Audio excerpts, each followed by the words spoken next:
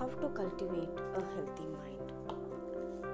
Once a man came to Buddha and told him that spiritual life is full of do's and don'ts, and he is confused about what to do and what not to do to achieve success in spiritual life. Buddha listened to him patiently and just asked him if he could do just one thing. Surely, nodded the man, replied with a big yes. Take care of your mind, Buddha replied simply.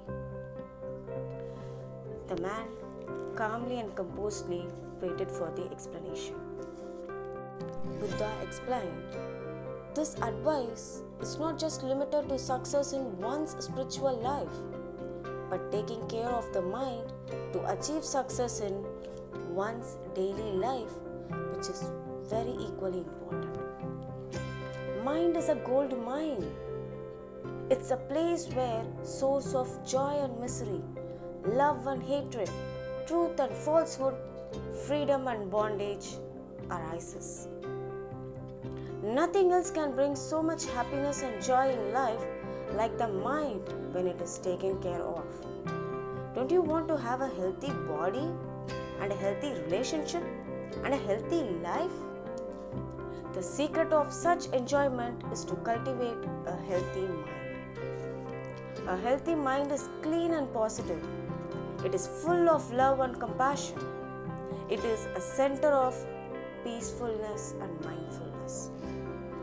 It is undisturbed by the external objects and happenings. A healthy mind is free from greed, lust, anger, jealousy, arrogance, etc. When an evil thought arises, as the ancient wisdom teaches us, it has to be treated with the opposite, good thought. For example, greed with sharing, lust with desirelessness, anger with love, jealousy with generosity, and arrogance with humility. Now, how to cultivate a mind with the above virtues? It is by meditating, contemplating, feeding our mind with good thoughts, reading good books, and by listening to the words of wise people.